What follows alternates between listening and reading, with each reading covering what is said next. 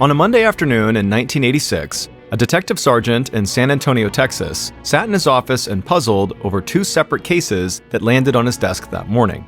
One was a missing persons case. A mother of two never showed up to work that morning at the clinic where she was a respected nurse, and none of her friends, co-workers, or family members could get in touch with her. The other case involved a murder. A body had turned up in a grassy field along a deserted two-lane road, and it appeared to be a teenage girl. The sergeant looked back and forth between the description of the missing mom and the pictures of the dead young woman. These women were so similar in appearance that he wondered if this may have been the work of a serial killer. But before we get into that story, if you're a fan of the strange, dark, and mysterious delivered in story format, then you've come to the right podcast, because that's all we do, and we upload twice a week, once on Monday and once on Thursday. So, if that's of interest to you, please buy the follow button a very nice pair of slippers, but each week, secretly break into their house and replace those slippers with an identical pair that is slightly larger. Okay, let's get into today's story.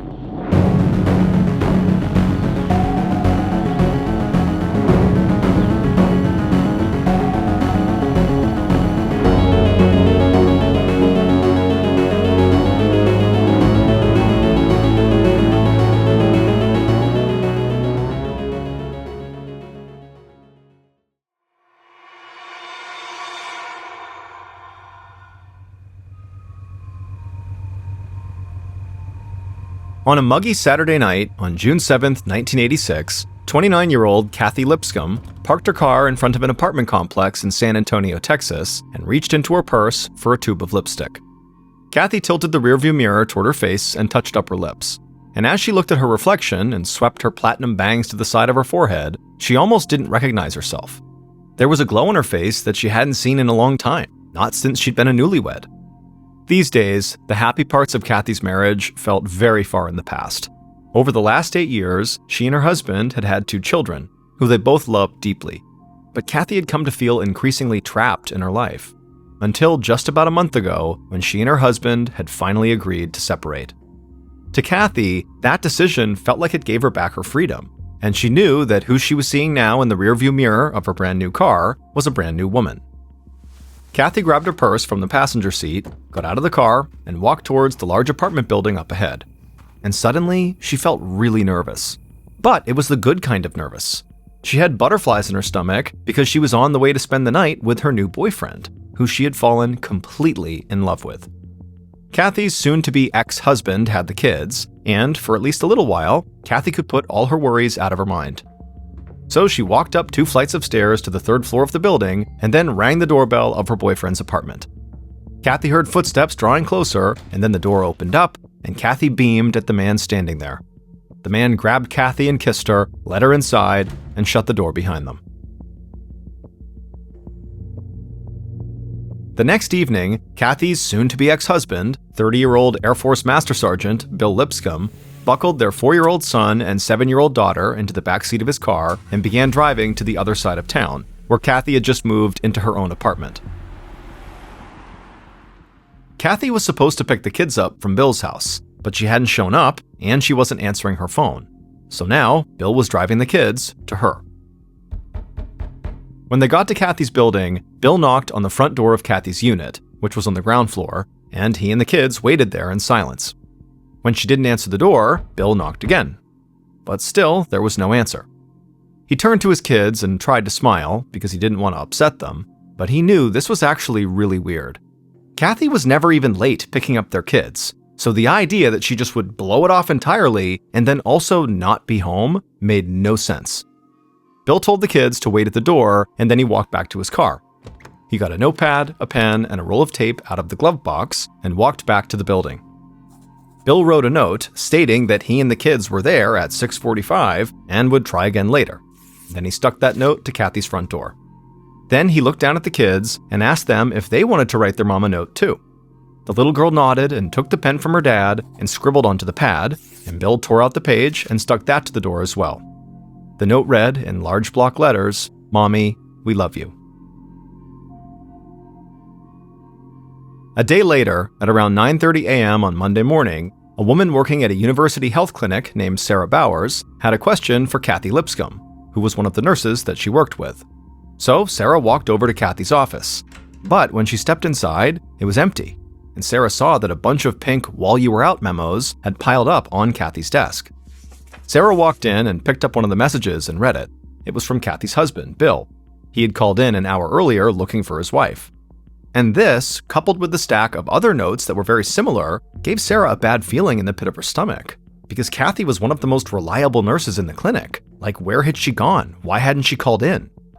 Sarah picked up the phone and dialed Kathy's apartment number. She knew it because she and Kathy were actually friends outside of work.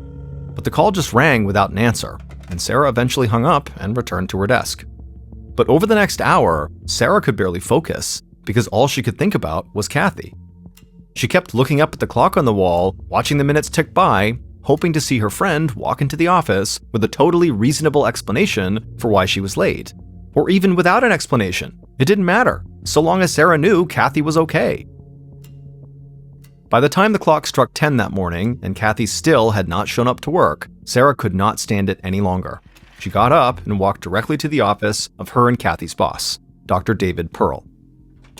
When Dr. Pearl saw Sarah standing at his door with a troubled look on her face, he asked her what was wrong. Sarah told him that Kathy was 2 hours late to work, and she was not answering her phone. And based on the notes on her desk that were piling up, her husband had also not heard from her either. At this, Dr. Pearl furrowed his brow. Kathy hadn't mentioned anything to him about being late or absent that day. It made him concerned that she might be sick, or maybe even injured, and couldn't get to the phone. So he asked Sarah to drive over to Kathy's apartment to check on her. Sarah sped over to Kathy's apartment, which was only about 10 minutes away. When she got there, she found the notes on the door and she knocked, but there was no answer. And so feeling kind of desperate, she ran to get the building manager and begged the woman to let her into her friend's apartment. Now, the manager knew this was against company policy to do this, but she could see how upset Sarah was, so she unlocked Kathy's door and let Sarah go inside. And what Sarah found inside sent her panic through the roof. The apartment was perfectly neat and tidy. It didn't look like anything bad had happened here, but there was no sign of Kathy. In fact, it looked like she had not been home for days.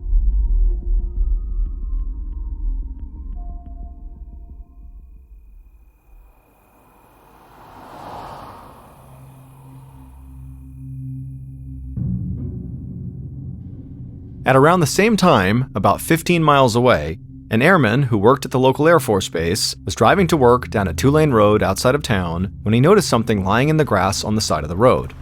The airman pulled over to the shoulder and got out of his car to investigate. He walked off the road and into the grass and stared down into the weeds in utter disbelief. When he got over the initial shock, he ran back to his car, drove to the nearest house, and called the police. It took police officers from the Bexar County Sheriff's Office just a few minutes to arrive at the spot on the road where the airman had made his discovery. It was a strange location for a 911 call. The area was pretty much deserted, and this road was basically only used by Air Force personnel who drove in and out of the base. The police got out of their cruiser and walked to the side of the road into some spiky grass, and just a few feet in, they stopped. For a minute, they just stood there together in silence, looking down. Because there, lying in the weeds below, they saw the dead body of what looked like a teenage girl. She was naked and covered with ants, and they saw thin trails of blood on the sides of her mouth. But as horrifying as all of that was, the officers were actually much more fixated on something else. The girl's body was contorted. Her legs were bent at the knee, and her ankles were crossed, as if she had been sitting crisscross style. Her torso had been folded forward, so her chest was resting on her legs, and there was some kind of fabric under her foot. The officers had been to enough crime scenes to know that this girl's body had not just been tossed out of a car quickly by a person trying to get rid of evidence. Instead, her body had been carefully posed, like whoever killed her wanted her to be found. That afternoon, homicide investigator Sergeant Sal Marin sat in his office at the sheriff's station trying to ID the victim that police had just found on the side of the road. Marin had started off pretty confident that he would be able to figure out who it was pretty quickly. From the looks of things, the victim appeared to be a teenager, and she had been healthy, well cared for, and well groomed. In other words, she looked like she probably had a family who would definitely report her missing right away. But so far, Marin had not been able to find any missing persons reports that matched her description, and he thought that was strange. Just then, a secretary came by and dropped off the medical examiner's report from the autopsy along with the crime scene report. Marin grabbed the medical examiner's report first, and as soon as he opened it, he grimaced. The victim had been sexually assaulted and strangled to death, most likely on Sunday night, so one day before she was found. Her body appeared to have been posed soon after her death, before rigor mortis had set in, which is the stiffening of the body after death. And to Marin, this felt off. Usually, when young women were murdered, the killer was someone they knew, either a partner, friend, or a family member who acted out of rage or jealousy. Sadly, it wasn't unusual to see sexual assault or strangulation in cases like this, but it was extremely unusual to see such deliberate posing of the body. Killers who know their victims often try to cover them up, not display them. Posing a body was evidence of a careful and deliberate killer, acting with a plan. It was something that sadists and serial killers did, and it made Marin think that his killer was likely a stranger to the victim. And that was bad news, because killings by strangers were among the hardest to solve. The suspect pool was enormous, because the killer could be anyone. But as Marin continued through the report, he spotted what he thought might be his first clue. 4 strands of long red hair that were found on the girl's body. The girl was a blonde, which meant the red hairs could have come from her killer. The medical examiner had examined these hairs under a microscope, and they found they had been dyed red and they had no roots. And Marin wasn't sure what to make of this. The hair could be from a wig, or they could be from a woman's head, but Marin found it highly unlikely that his killer was female. He put the autopsy report down and picked up the crime scene report, and here, Marin found his second clue. The victim's clothing, which was a pair of Levi's jeans and a t-shirt, had been placed underneath her right foot by the killer. And what Marin noticed was the clothing had been rolled up rather than folded. Marin picked up a pen and wrote down the word military in the margins. Marin knew that people in the military were trained to roll up their clothes instead of folding them, because it was more compact and efficient. And the girl's body had been found on a road used almost exclusively by members of the Air Force. But before Marin got too deep into his theories on the killer, his first priority was to find the dead girl's identity. Only then would he be able to begin retracing her last moments and figuring out who she had contact with in her final days. So, over the next hour, he began reaching out to local radio and TV stations, asking producers to broadcast news of the crime every half hour, with a description of the young victim. He got the story placement at the top of the afternoon news. Later, at 5 p.m., when still no tips had come in, Marin was getting ready to leave and grab something to eat, but just as he was standing up from his desk, his office door swung open and a deputy handed him a single piece of paper. It was a missing persons report for a woman named Kathy Lipscomb. Her family had just called to report that no one had seen or heard from her since Saturday. And the second Marin started reading the report, he felt a rush of adrenaline. Kathy was petite, blonde, and had gone missing right around the time the medical examiner believed his victim had been killed. Marin thought Kathy might be his victim. But then his eyes settled on Kathy's age, and he felt his excitement drain away. Kathy was 29 years old, almost 30, but the dead woman found on the side of the road looked a full decade younger than that, at least, so Kathy didn't seem to be a match for his homicide victim.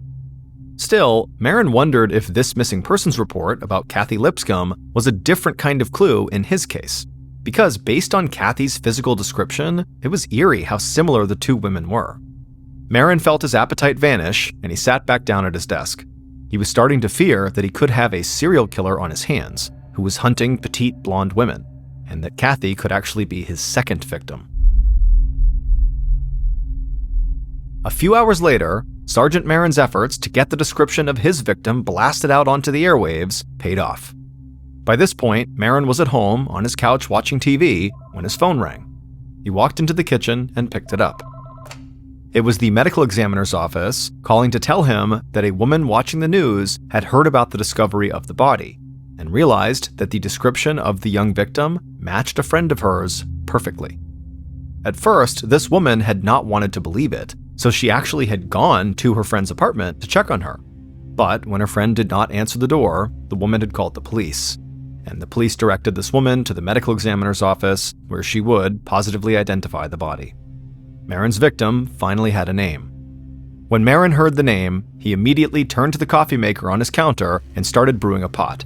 He was going to have to go straight back to work.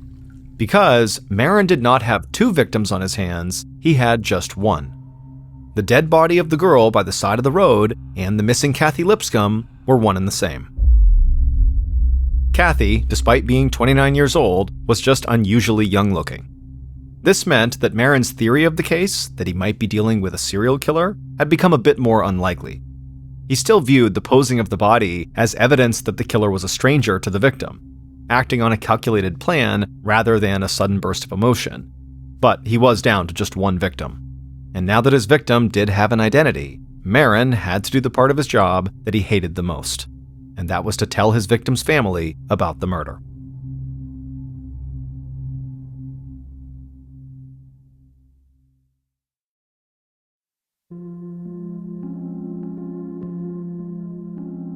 About an hour later, Marin met Kathy's husband, Bill Lipscomb, at the sheriff's station. Marin was aware that Bill was a decorated member of the Air Force, and that he was very young to be a master sergeant, which was a pretty high rank. So Marin knew that the smartest way to approach Bill was to be formal and polite, rather than aggressive, even though divorce was a classic motive for murder, and Bill was a natural suspect. So, in the interview room, Marin reached out and shook Bill's hand and told him he was very sorry about his wife. He promised to do everything he could to bring her killer to justice. But while Marin was giving Bill his condolences, he was also looking Bill over very carefully, visually checking his arms, his hands, and his face for any signs of injury, like bruises, scratches, or fingernail marks that might be evidence of a recent struggle. But, except for the fact that Bill was pale and sweating, he appeared to be physically unharmed. Marin opened up his notepad and asked Bill where he was over the weekend when Kathy had gone missing. Bill said he had been with his and Kathy's children since Friday afternoon. He said they didn't do much, just kind of hung around the house. Bill said Marin could talk to the kids, and they would tell him the same thing. Marin nodded, and then asked Bill how long Kathy had been living in her new apartment.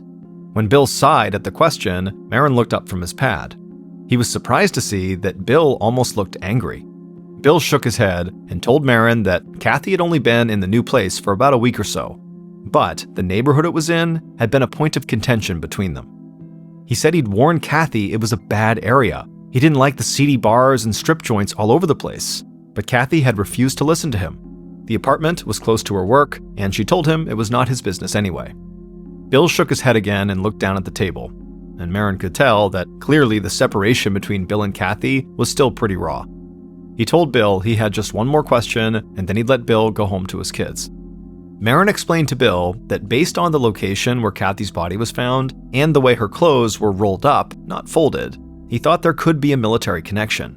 He asked Bill if any of his fellow airmen might have had a problem with Kathy, or if one of Bill's subordinates could have been angry at him. And with this question, Bill went from looking upset at Kathy to looking upset at Marin. He said no, absolutely not. His friends at the Air Force all loved Kathy, and he got along great with the people he worked with, regardless of rank. He didn't have any enemies, and no one he knew could have done anything like this. Marin sat back studying Bill. He could tell Bill was worn out and getting frustrated, but he didn't find that particularly suspicious, given the circumstances. Marin decided that the best move was just to tell Bill to go home. It was late, and he'd get better interviews in the morning. The next morning, Sergeant Marin interviewed Bill and Kathy's 2 young kids, and they confirmed their father's story. They had been with their dad all weekend, just like he'd said. So Marin decided he had to start from square one. First, he decided to interview Kathy's neighbors to see if anyone had spotted a person lurking outside her apartment.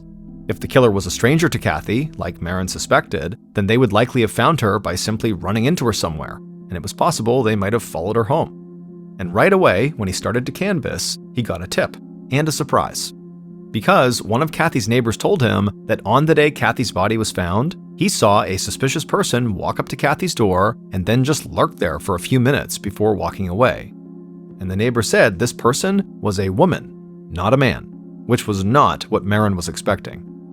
When he asked the neighbor for a physical description of this woman, the neighbor paused and thought for a second, saying he hadn't gotten a very good look. But then his eyes lit up as he remembered one crucial detail. The suspicious woman had long, red hair, just like the 4 strands of long red hair the medical examiner had found on the victim's body. Sergeant Marin spent the next couple of days talking to Kathy's family, friends, and coworkers, probing for any information about a red-haired woman in Kathy's orbit. But not one single person had any idea who that could be. Instead, Kathy's friends and family had a different idea for a suspect: Kathy's new boyfriend. Kathy had only been dating this man for a few weeks, but she was already saying she was madly in love with him. But some of her friends thought the boyfriend was bad news. The first reason for this was because he was married. The boyfriend kept telling Kathy that he and his wife were separating and would be divorced soon, and although Kathy believed him, none of her friends did. This boyfriend also had a reputation for sleeping around and promising every woman he was with that he was going to leave his wife for them.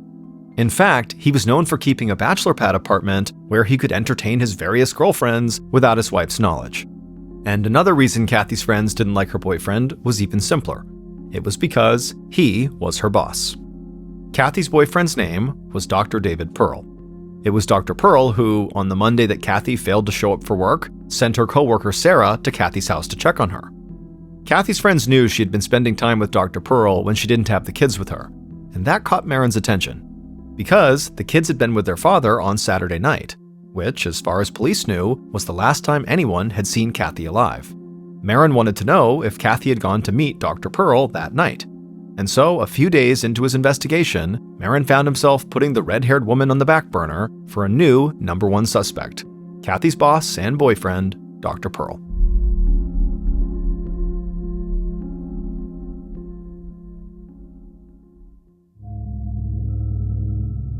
Almost a week after Kathy was murdered, Marin sat at his desk in police headquarters, making a list of possible scenarios while he waited for uniformed officers to bring Dr. Pearl in to be interviewed. He thought maybe Kathy had been pushing Dr. Pearl to get a divorce. Maybe Kathy threatened to tell his wife. Or maybe, Marin thought, the doctor's wife had already found out about the affair and taken revenge on Kathy. Marin sat back at his desk and wondered if the suspicious red-haired woman who had been seen at Kathy's apartment the day her body was found could be Dr. Pearl's wife.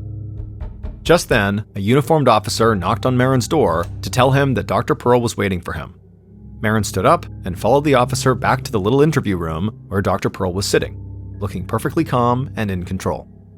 When Marin walked in, Dr. Pearl immediately reached out and shook his hand. And then before Marin could ask even one question, the doctor began telling him how shocked he was by Kathy's death. The doctor said it just didn't make any sense, because he had just seen Kathy a day or two before she died, and she had seemed totally fine. Marin nodded, being careful to keep his facial expression neutral. When Dr. Pearl was done saying how sorry he was for Kathy, Marin looked down at his pad and asked, in a very deliberate voice, where and when exactly had the doctor last seen Kathy. And at this, the doctor went silent. Marin knew it was clear from his tone that he already knew where and when Dr. Pearl had last seen Kathy, like he knew about the affair, and it was obvious. But what Marin was doing with this question was testing how this very smooth suspect reacted to a little bit of pressure. Dr. Pearl stared at Marin for a few seconds with a polite but completely blank expression on his face, and after a tense moment, the doctor gave an apologetic smile and said, "I'm sorry, but I'm going to need to speak to my lawyer." On Saturday, June 15th, so a week after Kathy had been murdered, Marin was at home, taking a day off to try to clear his head. This case had felt like trying to put together pieces from 3 different puzzles into one coherent picture. None of the clues made sense together.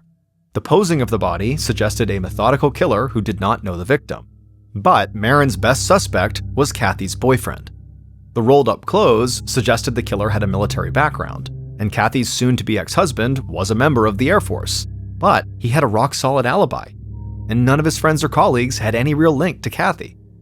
The sexual assault suggested that the killer was a man, but the long red hairs on the body and the suspicious red-haired woman at Kathy's door were evidence that there was a female involved. And beyond all these contradictions, there was very little in the way of actual physical evidence to tie any suspect at all to the murder scene. So when Dr. Pearl had lawyered up during his interview, Marin had had no choice but to let him walk out of police headquarters without charging him. And since then, the only thing he learned was that Dr. Pearl's wife did not have red hair and had never been to Kathy's apartment. Just then, Marin heard his phone ring and he hopped up.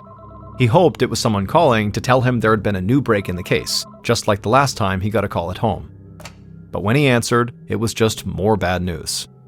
A crime scene tech told him that Kathy's car had been found in the parking lot of a restaurant a mile from her apartment.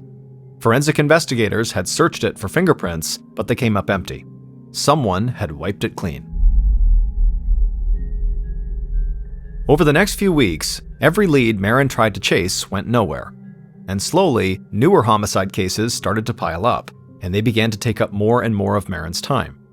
Marin did return to Kathy's case every few weeks, hoping he'd spot something he missed.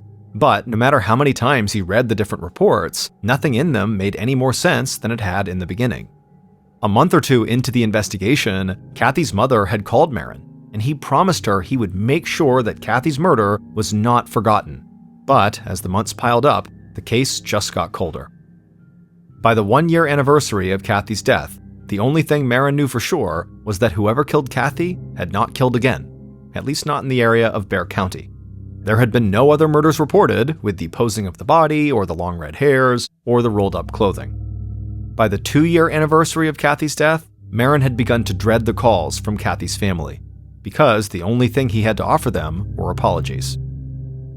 It was not until late 1988, so more than 2 years after Kathy was murdered, that all the blurry pieces of evidence finally snapped into focus.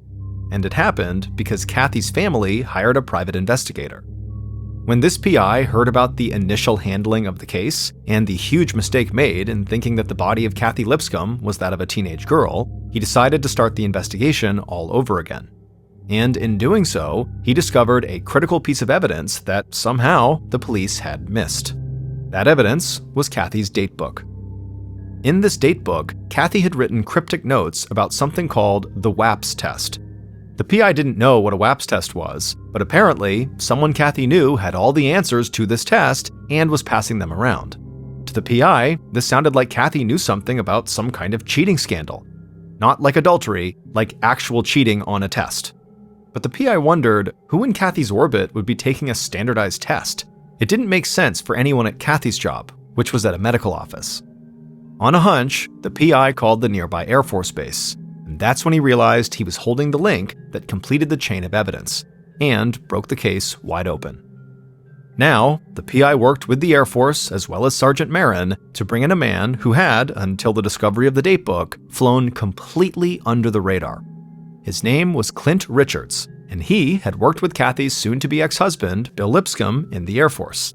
And when investigators brought Clint in to talk, he told them everything.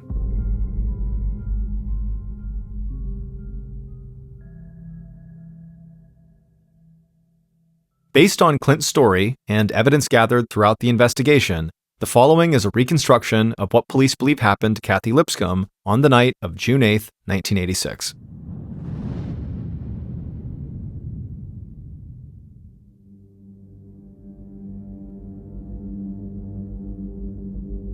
That night, the killer sat patiently inside of their home on their couch, waiting for Kathy to arrive.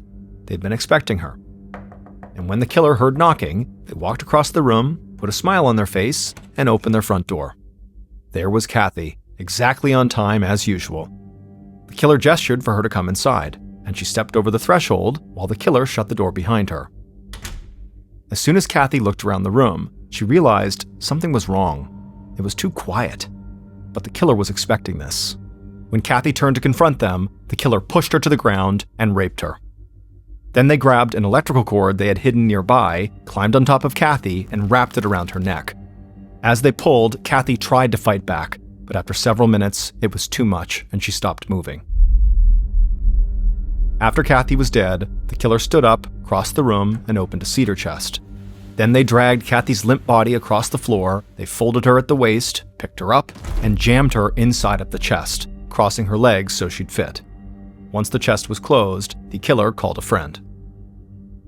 A few hours later, the killer and the friend carried the cedar chest with Kathy's body inside out of the killer's apartment and loaded it into the friend's vehicle. Then, the killer handed the friend 4 strands of long red hair and walked back inside of their house. The friend drove off with Kathy's body and the hair.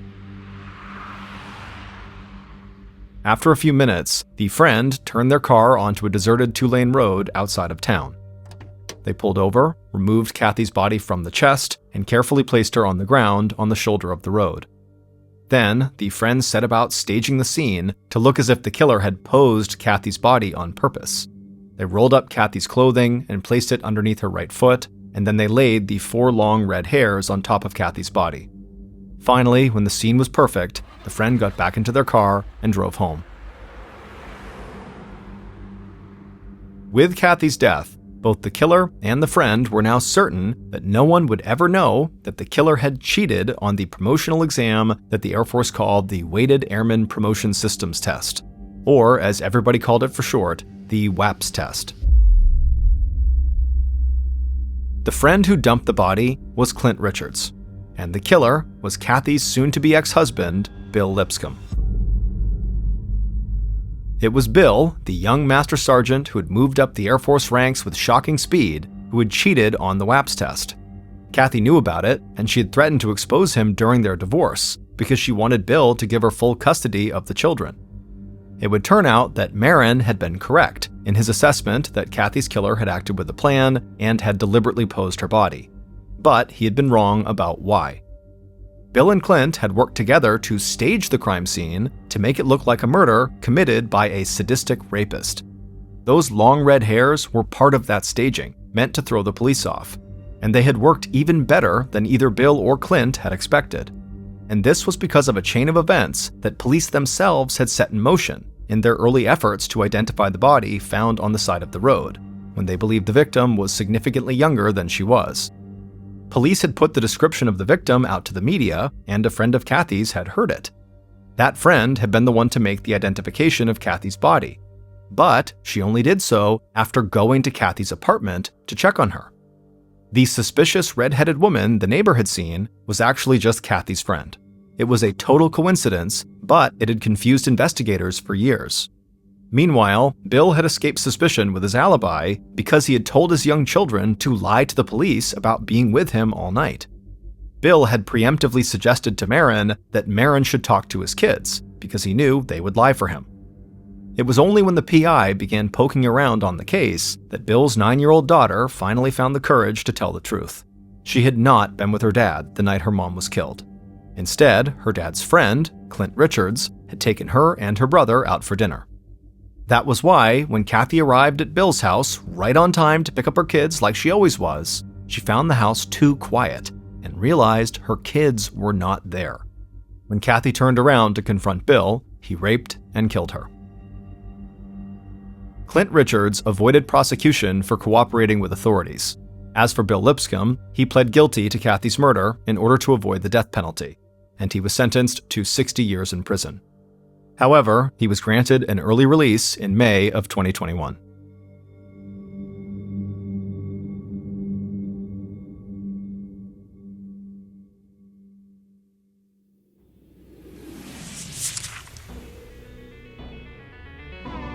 Thank you for listening to the MrBallen Podcast. If you like today's story and you're looking for more strange, dark, and mysterious content, be sure to check out all our studio's podcasts. They are this one, the MrBallen Podcast. We also have Mr. Ballen's Medical Mysteries, Bedtime Stories, Wartime Stories, and also Runful. To find those other podcasts, all you have to do is search for Ballen Studios wherever you listen to your podcasts. To watch hundreds more stories, just like the one you heard today, head over to our YouTube channel, which is just called Mr. Ballen. So that's going to do it. I really appreciate your support. Until next time, see ya.